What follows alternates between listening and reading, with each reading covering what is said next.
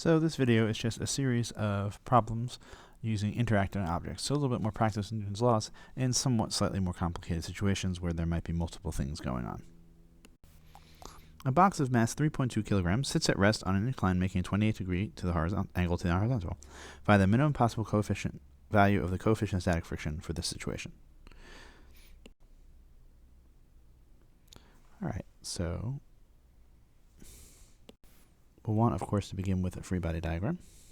So let's say we have the object, and of course there's a gravitational force pulling it downward. And let's put in that this is the incline.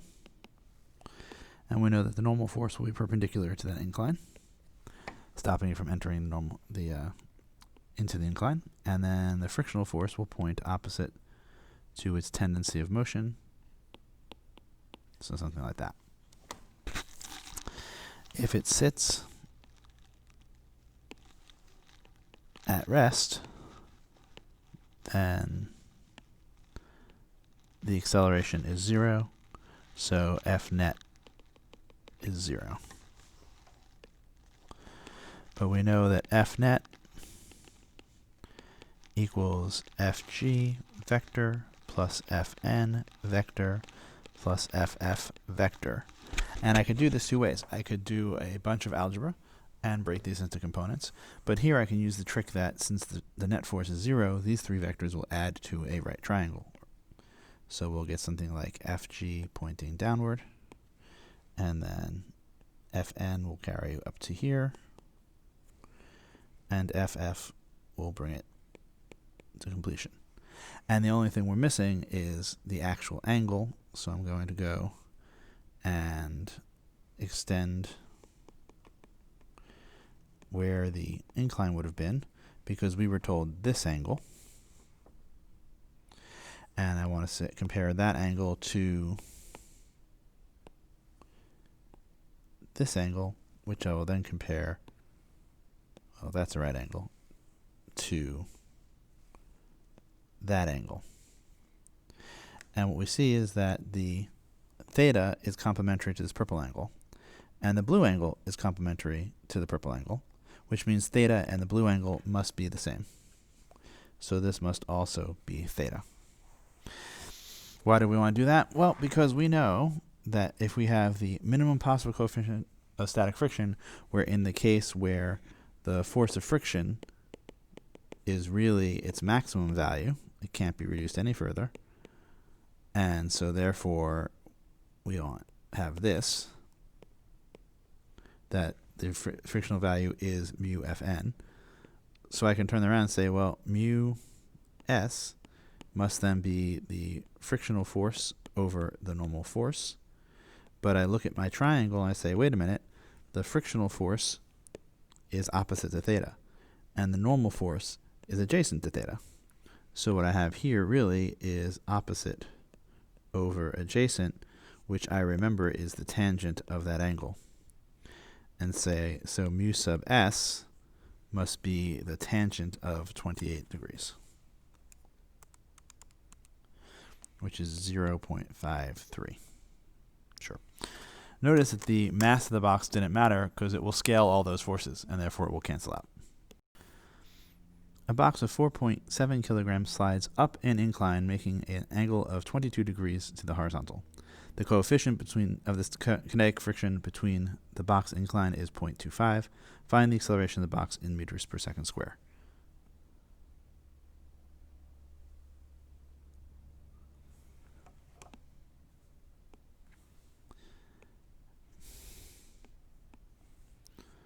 How do we know it's kinetic friction? Because it's sliding. Other than that, not a big deal. All right, so we look at our free body diagram. There is our object. That's the incline. And again, we have the weight, and we have the normal at an angle, perpendicular angle to the incline. We know that the object itself is moving up the incline, and friction is going to oppose that. So there must be a frictional force down the incline. since there's nothing pushing this thing up the incline, we also know that there must be an acceleration. Oops, that's pretty bad. And the acceleration must point also down the incline. And that's what we want to find. So here we're in less great territory because we don't have that it adds to 0. So the geometric technique will not be particularly useful. Instead, we're going to do it algebraically. And what I need to do is find the components of the gravitational force. And I want to find how much of it points down the incline. I'll call that FGX. And how much of it points into the incline, which I call FGY. And by similar reasoning from before, if we extend this out and we call that theta, we can see that this angle is complementary to theta, but it's also complementary to that angle. So that must also be theta. So I have to draw that a little bit cleaner now. FGX, FGY.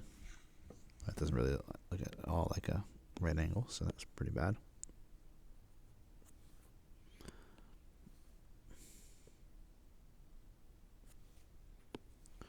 Right angle here, angle theta there. This is FGY, this is FG.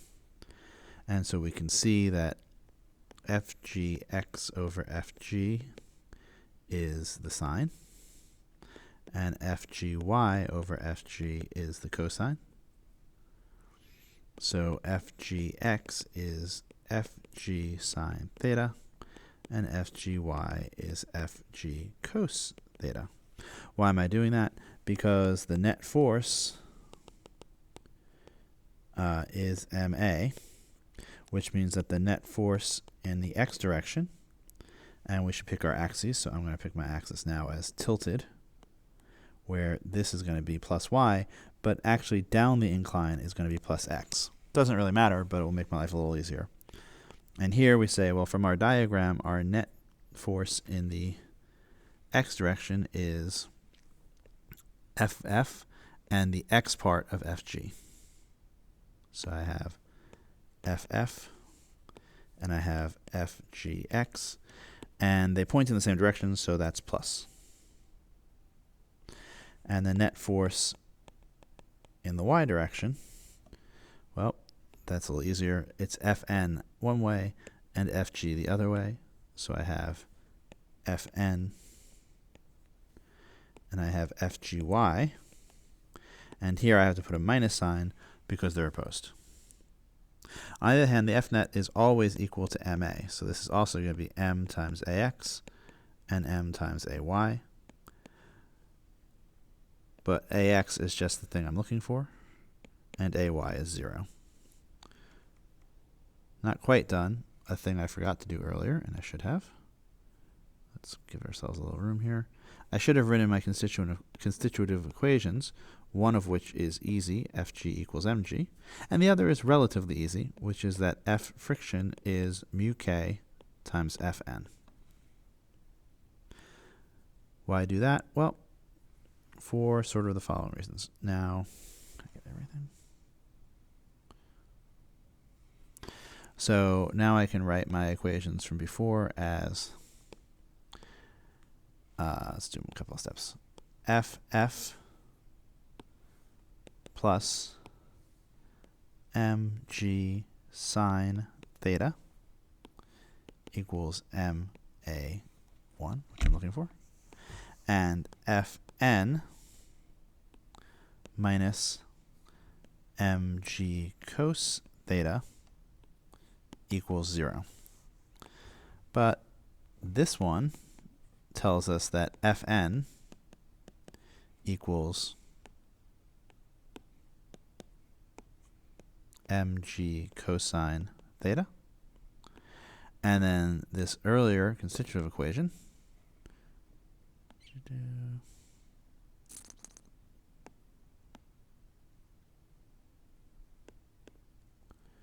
tells us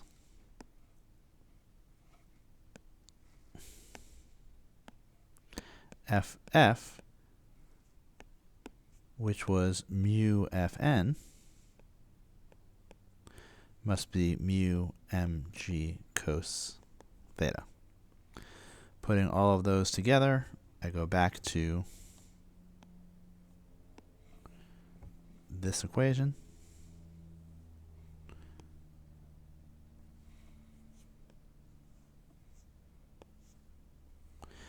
And I end up with mu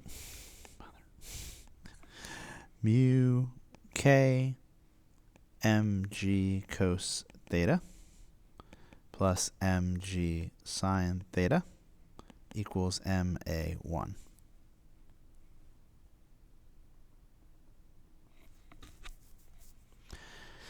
And then I just do a little bit of algebra. Actually, only a tiny bit of algebra. A1 is cancel out the m's on both sides, and I get sine theta plus mu k cosine theta.